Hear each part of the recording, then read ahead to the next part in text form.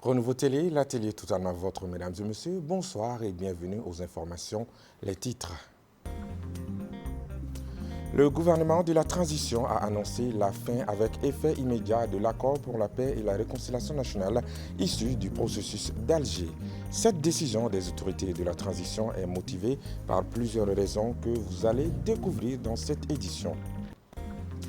Dans un communiqué, les autorités maliennes dénoncent une multiplication d'actes inamicaux, de cas d'hostilité et d'ingérence dans les affaires intérieures du Mali par les autorités de la République algérienne démocratique et populaire. Les détails dans cette édition. Le secteur privé malien est confronté à d'énormes difficultés. Pour surmonter ces difficultés et relancer l'économie malienne, le Conseil national du patronat du Mali propose la création d'une banque de financement privé. Vous en saurez plus au cours de ce journal. Voilà pour le sommaire.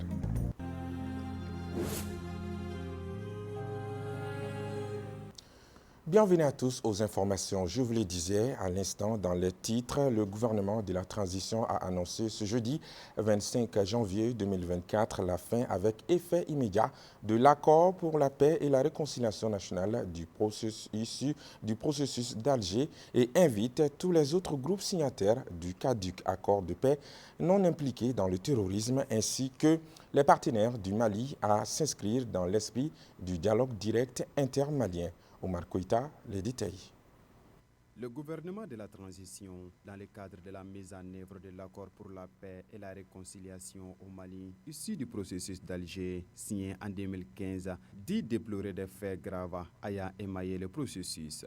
Parmi ces faits, les autorités maliennes dénoncent les changements de posture de certains groupes signataires de l'accord pour la paix et la réconciliation au Mali, issus du processus d'Alger, devenus des acteurs terroristes et poursuivis par la justice malienne après avoir commis et revendiqué des actes terroristes. L'incapacité de la médiation internationale à assurer le respect des obligations incombant aux groupes armés signataires, malgré les plaintes formulées par le gouvernement de la transition à travers la lettre du ministre en charge de l'accord pour la paix et la réconciliation nationale en date du 24 février 2023, adressée aux autorités de la République algérienne démocratique et populaire, chef de file de la médiation internationale. Au regard de ces faits suffisamment graves précités, le gouvernement de la transition constate l'inapplicabilité absolue de l'accord pour la paix et la réconciliation au Mali, issu du processus d'Alger signé en 2015 et par conséquent annonce sa fin avec effet immédiat. Toutefois, il rassure de sa volonté à œuvrer pour le règlement pacifique de la crise malienne en tirant les enseignements des accords précédents et en consolidant leurs acquis. Par conséquent, le gouvernement invite tous les autres groupes signataires du caduc accord de paix non impliqués dans le terrorisme, ainsi que les partenaires du Mali, à s'inscrire dans l'esprit du dialogue direct intermalien ouvert à tous nos compatriotes et pris de paix annoncé par le président de la transition. Quel est le ressenti des Maliens face à cette décision gouvernementale? Si certains estiment que cette mesure était prévisible, d'autres pensent qu'il aurait fallu attendre les conclusions du dialogue direct intermalien annoncé par le président de la transition. Les détails avec Amadou Diarra. Hier, jeudi 25 janvier, le gouvernement de la transition a officiellement mis fin à l'accord pour la paix et la réconciliation au Mali issu du processus d'Alger. Le gouvernement de la transition constate l'inapplicabilité absolue de l'accord pour la paix et la réconciliation au Mali issu du processus d'Alger signé en 2015 et par conséquent annonce sa fin avec effet immédiat. Comme annoncé dans un communiqué diffusé à la télévision nationale. Dans ce contexte, le gouvernement dénonce le changement de posture de certains groupes signataires de l'accord. Devenus des acteurs terroristes et poursuivis par la justice malienne après avoir commis et revendiqué des actes terroristes. Certains observateurs, tels que Alexis Kalambri, directeur de publication du journal Mali Tribune, estiment que la décision des autorités était prévisible. Simplement, elle formalise ce qui était déjà constaté. Les instances et les niveaux de décision ou de contrôle de la mise en œuvre étaient à l'arrêt depuis longtemps. On attendait que quelqu'un le dise, le constate et disons, s'assume. En outre, Le gouvernement appelle les groupes signataires non impliqués dans le terrorisme, ainsi que les partenaires du Mali, à s'inscrire dans l'esprit du dialogue direct intermalien. Certains politiques estiment que ce dialogue pourrait fournir des conclusions concernant l'avenir de l'accord pour la paix et la réconciliation au Mali, issu du processus d'Alger. Partant du principe que l'accord est caduc, alors est-ce que nous avons une solution pour ramener tous les belligérants concernés à la table de négociation pour une paix durable? On se pose la question de savoir si le dialogue direct intermalien constitue une solution définitive pour la paix et la réconciliation que les Maliens aspirent. La question demeure en suspens. Le président de la Ligue démocratique pour le changement, Moussa Senko Coulibaly, dans l'émission Le Grand Jury de Renouveau TV, s'est prononcé sur plusieurs sujets d'actualité, dont la fin de l'accord de paix issu du processus d'Alger. Il s'est aussi prononcé sur le bilan de la transition qu'il trouve d'ailleurs insatisfaisant. Le point avec Bakary M. Sidoué. L'un des principaux acteurs du push contre le régime du feu Amadou Toumani Touré en 2012, Moussa Senko Coulibaly est aussi un élément clé du M5 RFP dont les manifestants ont conduit à la chute du régime d'Ibrahim Boubacar Keïta.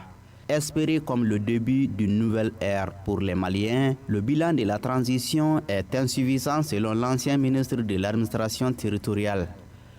Donc en fait, l'espoir qui est né avec le changement de régime, cet espoir n'a pas été comblé. Donc les gens sont désespérés aujourd'hui. Mais au-delà du désespoir, j'ai dit c'est le manque d'espoir qui s'est installé. Certains ont appelé ça résilience pour cacher en réalité ce que les Maliens vivent réellement. En fait, le manque d'espoir, c'est quoi? Quand on n'entend plus rien d'une situation. Donc on fait quoi? On s'assoit, on regarde, on dit rien, ou tout simplement on passe son chemin. S'agissant de la fin de l'accord issu du processus d'Alger, officialisé par les autorités sur la chaîne nationale au RTM jeudi soir, Moussa Senko Coulibaly défend l'idée selon laquelle l'État doit respecter ses engagements vis-à-vis de la communauté internationale. Quand vous vous engagez dans quelque chose, vous restez dedans. S'il y a des mécanismes pour changer, vous utilisez ces mécanismes pour changer. Si vous rejetez un document qui avait été convenu, même si vous n'avez pas été acteur direct et que c'est d'autres qui ont fait ça, on dit l'État c'est une continuité. Je vais dire, demain, tu vas signer un accord, un autre document, qui va te faire confiance? C'est ça le problème. Donc, quelque part, quand il y a un engagement, il faut respecter cet engagement jusqu'au bout. Il ne s'agit pas de dire parce que je suis en position de force ou parce qu'à un moment précis, ça ne m'arrange pas, donc je rejette le papier. Pour la sortie des crises, le président du parti LCD, tout comme la plupart des acteurs politiques, propose l'organisation des élections dans un bref délai pour renouer les relations sous-régionales et internationales. L'élection présidentielle va nous permettre de redevenir un pays normal, de réintégrer la CEDEAO, l'UMOA, la communauté internationale, de parler avec les pays voisins, de recréer de la confiance autour des problèmes que nous avons. La lutte contre la corruption, particulièrement les dossiers de l'EDM-SA, Moussa Senko Coulibaly s'est montré favorable aux solutions plutôt que les procès de double peine affligés aux Maliens. Moi, je veux des solutions. Avec la Ligue démocratique pour le changement, c'est ce que nous disons, il faut prévenir. Il faut empêcher les gens de mal gérer. Il faut sélectionner les bonnes personnes. Non seulement ça a été mal géré, mais on sort encore de l'argent, on met encore beaucoup d'argent pour faire des procès. En tout cas, Moussa Senko ne semble pas connaître la langue des bois. Dans un communiqué, les autorités maliennes dénoncent une multiplication d'actes inamicaux, de cas d'hostilité et d'ingérence dans les affaires intérieures du Mali par les autorités de la République algérienne démocratique et populaire, toutes choses qui porteraient atteinte à la sécurité nationale et à la souveraineté du Mali. Commentaire Adam Tangara.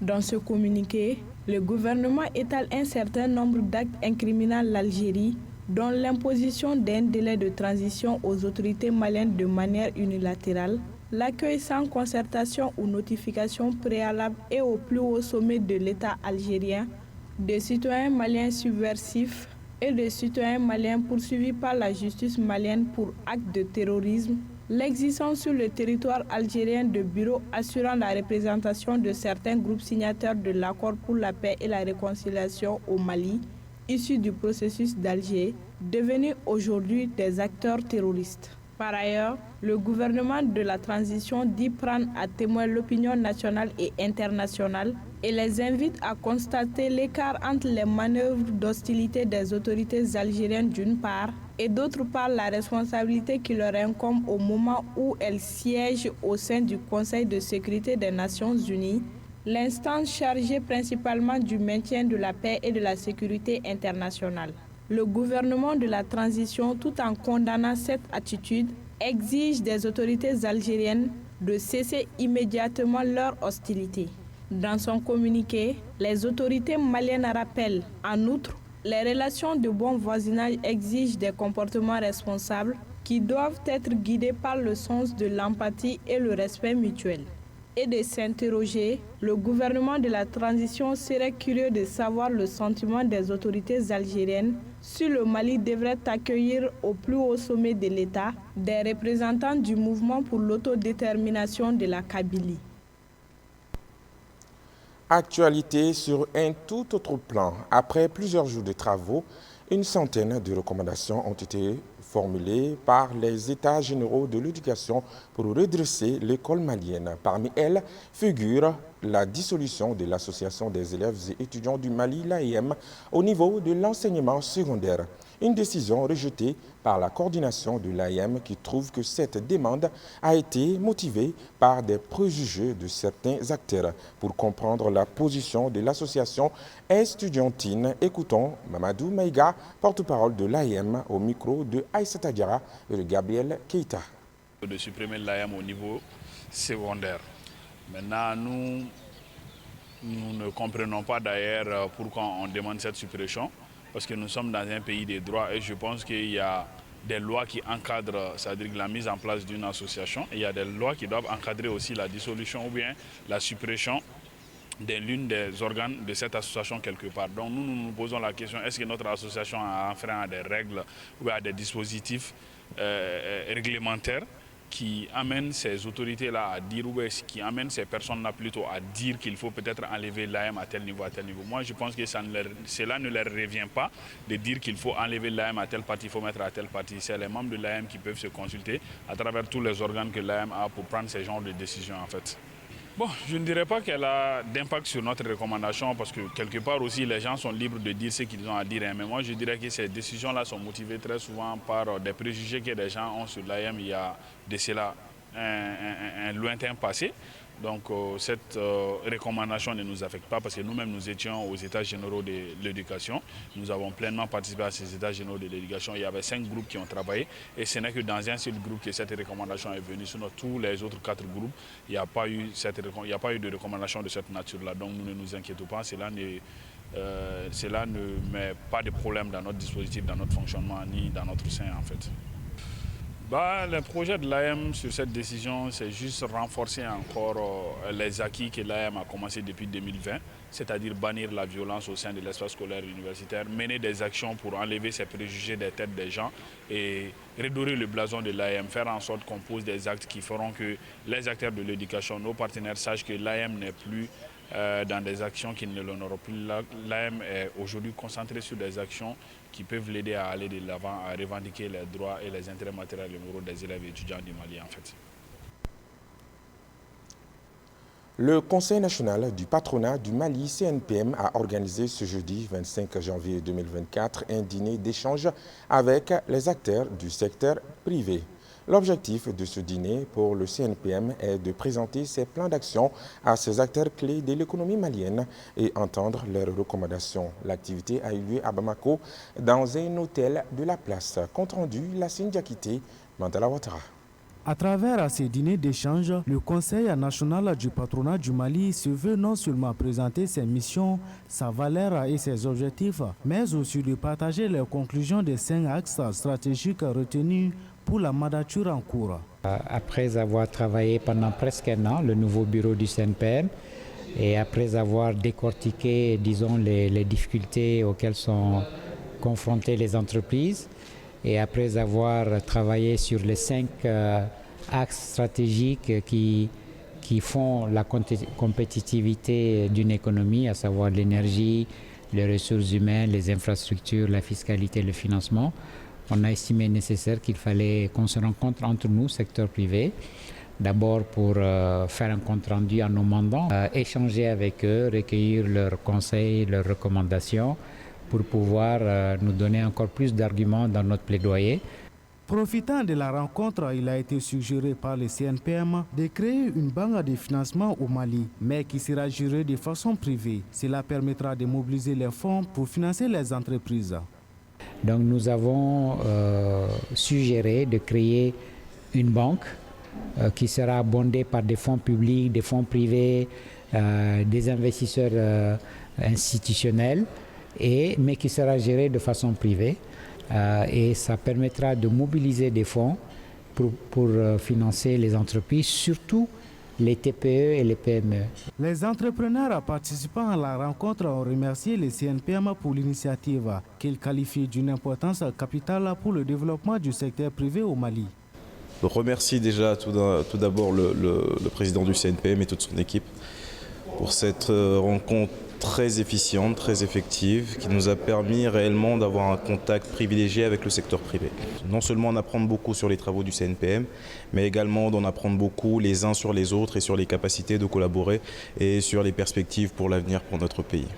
Au terme de la rencontre, le président du CNPM a fait part des différentes préoccupations majeures auxquelles le secteur privé est confronté. Il invite l'État à prendre en compte les recommandations issues de cette rencontre pour le bien-être de la population.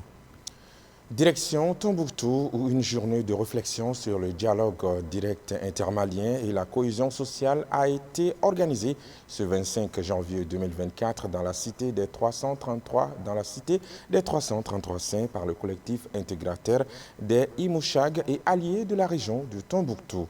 L'objectif, selon les organisateurs, est de créer un espace de dialogue entre tous les fils du pays. Boubacar Djité depuis Tombouctou pour les détails. Initiée par le collectif intégrateur des Imouchag et alliés de la région de Tombouctou, cette journée de réflexion a été une occasion pour la légitimité traditionnelle venue de 5 cercles de la région de Tombouctou de formuler des recommandations à travers un document appelé le manifeste SIAT remis aux autorités régionales. S'engage à accompagner le gouvernement de transition dans le processus de dialogue intermalien. Instruit par le chef de l'État à l'occasion du message du Nouvel An.